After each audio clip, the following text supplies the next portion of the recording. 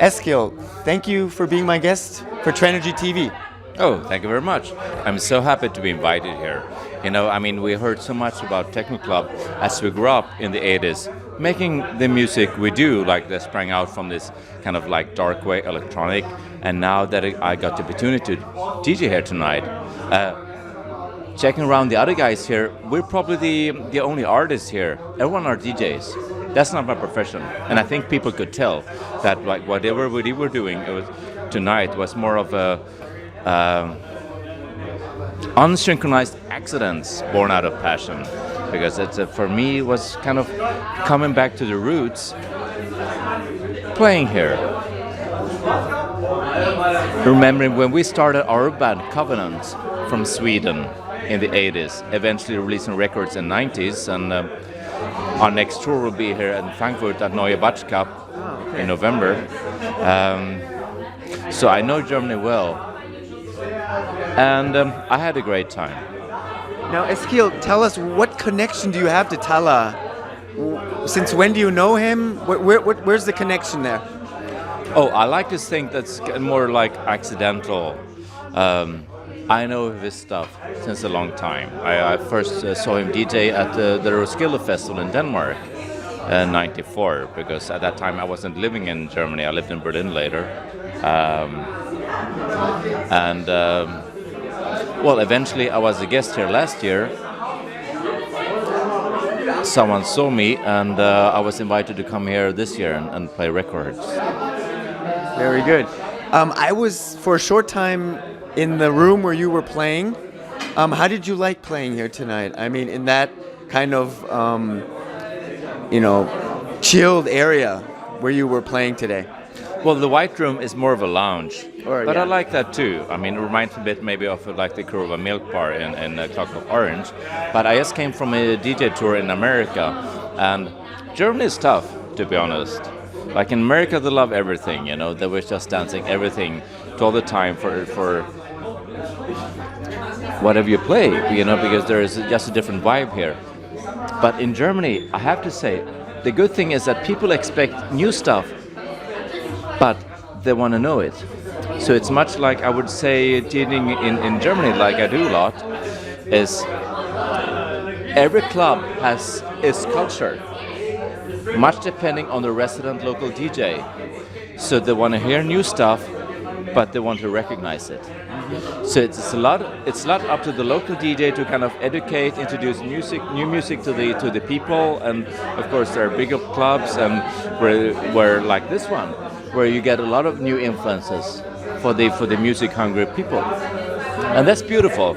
So I think Germany is one of the really the consumers of really new music. As well tonight, as celebrating a long history, I played a historic set tonight with the early techno club stuff, 80s into 90s, and that was a lot of fun. That's what I normally don't DJ. Right. So I learned a lot, and it's really fun. So talk a little about your sound and what you stand for in music, what you've produced. Yeah, with Covenant, I mean, we started in the 80s, so when I grew up, to be honest, I love Duran Duran. Oh, really? My favorite group too, as a kid. You can see in my I think Nick Rhodes was the guy you liked. Of course, he was the coolest guy, and he played the synthesizer, of course. But then I discovered other bands like Eisers Neubaut and then Front Over 2. Things changed, but the second revolution for me and the guys in our band was the techno revolution in the 90s. And for me, that was the first time where, wow, electronic music that you could dance to.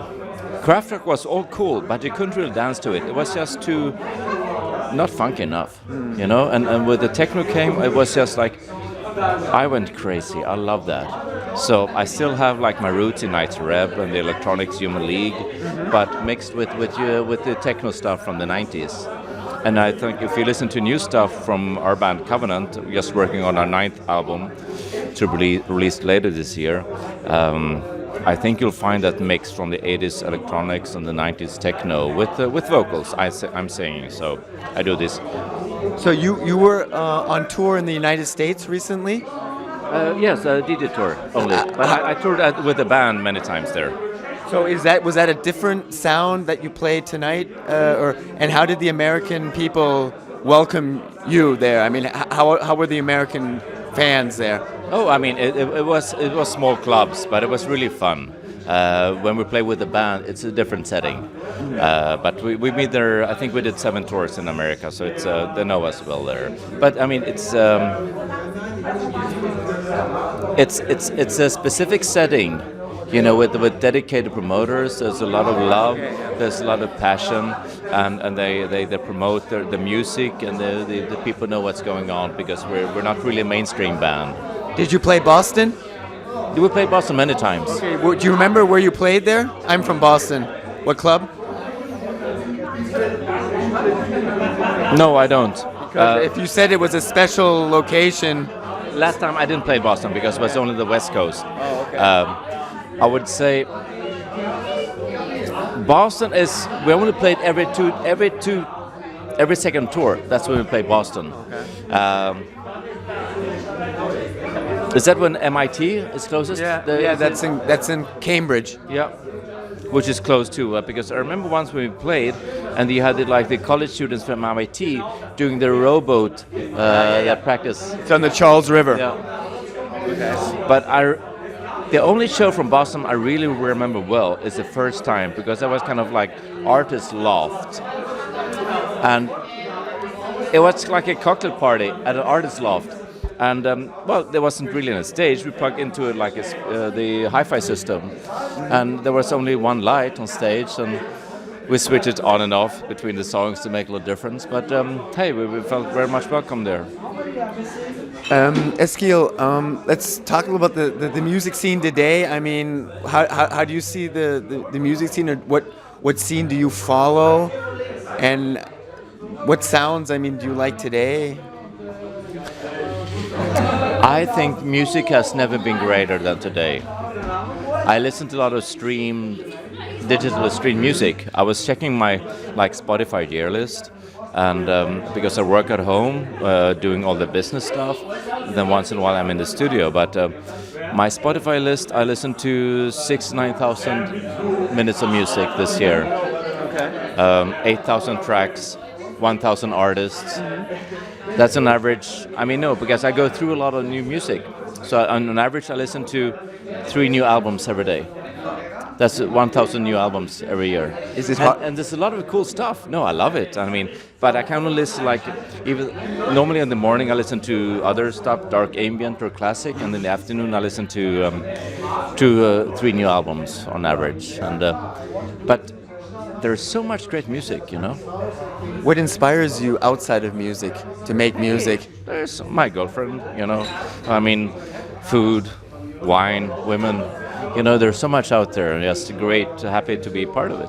What plans do you have for 2016? No, I have to make the album first with my friends back in town, and to make that happen, and then I hope we come back here to Frankfurt in November and have the tour happening. Okay, Eskil, to close out the interview, maybe you have some parting words for Talla 2XLC? Thank you very much for the invitation. It's been a great fun to be part of this tonight, and best wishes. Thank you very much, Eskil, for your time, and all the best for the future. Thank you. Cheers.